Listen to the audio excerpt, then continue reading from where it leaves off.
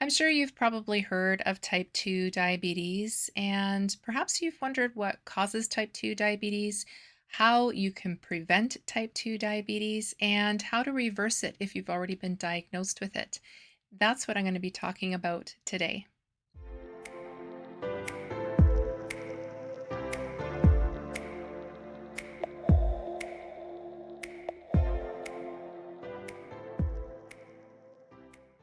Hi, and welcome to Nature's Path to Wellness. My name is Wendy, and today we're going to be diving into everything to do with type 2 diabetes, how you can prevent type 2 diabetes, how you can reverse type 2 diabetes if you've already been diagnosed with it, and what causes type 2 diabetes.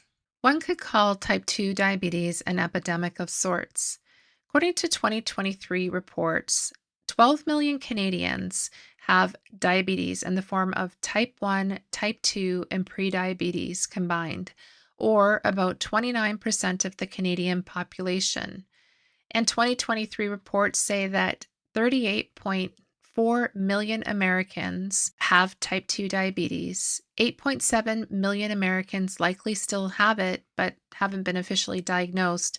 And 97.6 million Americans have prediabetes. The sad thing is that so many don't really understand how their diet and their lifestyle are putting them right on the path to becoming part of these diabetes statistics. In the US, the total estimated cost of diagnosed diabetes in 2022 was $413 billion, including $307 billion in direct medical costs and $106 billion in indirect costs attributable to diabetes. In Canada, every 24 hours, our healthcare system spends $75 million treating diabetes. With all these costs associated with treating a condition such as diabetes, it makes me wonder why more is not being spent on teaching people how to properly nourish and care for their bodies to not only reverse diabetes, but prevent it altogether. Is the healthcare system in Canada and the US so broken that their only concern is about prescribing medications that only mitigate the symptoms of diabetes, ultimately keeping people sick, coming back for higher doses of metformin, for example, or insulin in order to manage ever rising blood sugar levels?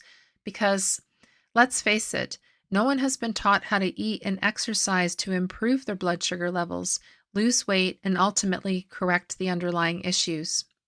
How much better would things be if those who are supposed to be caring for our health were required to take a minimum amount of nutrition education and then spend time educating people on health and nutrition rather than refilling their prescriptions?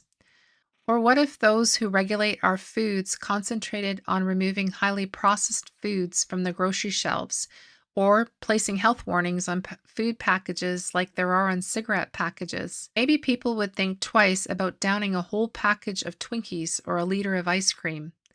Since the healthcare system and the processed food suppliers have no real interest in keeping you healthy, it's going to have to be up to people like me and people like you taking an interest in your health and you becoming your own best health advocate. So let's start by helping you to better understand what exactly type 2 diabetes is. Depending on where you look online, you'll get different answers. Most medical sites, as you can see, will start by telling you that type 2 diabetes is a chronic and progressive disease that has no known cure. What a sad and defeating thing to tell people, especially when it does not have to be true. You first need to know what diabetes is, and we need to understand the mechanism of eating, blood sugars, and insulin in your body. When you eat, food is broken down in the stomach by stomach acid and enzymes. Food moves into the intestines where more enzymes break down fats, proteins, and carbohydrates into smaller building blocks such as amino acids from proteins, triglycerides from fat, and sugar in the form of glucose from carbohydrates. When you eat, insulin is released from the pancreas to help manage rising blood sugar levels from carbohydrates being broken into glucose. Normally, fat and sugar molecules circulate in your bloodstream until your cells take them up and use them for energy or store them for later. When your body cannot manage the amount of glucose that is being produced from a high carb meal or a large consumption of sugar, it could be as a result of your pancreas not producing enough insulin, or in the case of insulin resistance, your body's cells are not sensitive to insulin, and too much sugar remains in the blood, unable to enter the cells to be used to create energy. This leaves you with high blood sugar. As you can imagine, there is a normal rise in blood sugar levels after a meal for everyone, whether diabetic or not, as carbohydrates are being broken down. For the person without diabetes or insulin resistance, sugar in the blood or glucose is taken up into the cells to be used for energy without issue. Many people who are diagnosed with type 2 diabetes are often insulin resistant for years before ever being diagnosed with type 2 diabetes. Constant poor eating, consuming highly processed carb and sugar laden food leads to a near constant level of high blood sugar. For the average person who consumes 3 or more meals a day, it might look like this: breakfast, lunch, and dinner. For someone with insulin resistance or type 2 diabetes, blood sugar levels can stay high beyond the 2 hour mark, continuing into the next meal time, leaving them with high blood sugar essentially throughout the day. High blood sugar levels over an extended period of time, such as months and years, can lead to the diagnosis of type 2 diabetes. There are conditions that can contribute to someone being more prone to developing type 2 diabetes. It can run in families. Visceral fat, the fat that lies around the organs. Somebody can be thin and have a lot of visceral fat. Hormone disorders like Cushing's, chronic stress, lack of quality sleep, physical inactivity, but most importantly, the frequent consumption of highly processed carbohydrate foods and sugars. Out of the 6 I mentioned, 4 you have complete control of. That is, at the very least, a 67% chance of you being able to manage your blood sugar levels, preventing type 2 diabetes, or reversing it if you've already been diagnosed. The fact that it can run in families, though, does not mean that you will eventually have diabetes.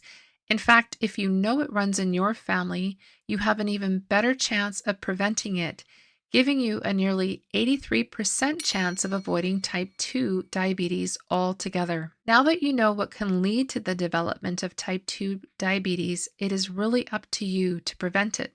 But how? Being sure to include daily exercise in your routine. If you are busy, that is okay. Simply taking a walk when you need to get somewhere, taking the stairs, or taking a 10-minute walk after a meal does wonders to help lower your blood sugar levels immediately. Avoiding processed foods as much as possible and highly processed foods altogether. Take sugar out of your diet. You don't need sugar.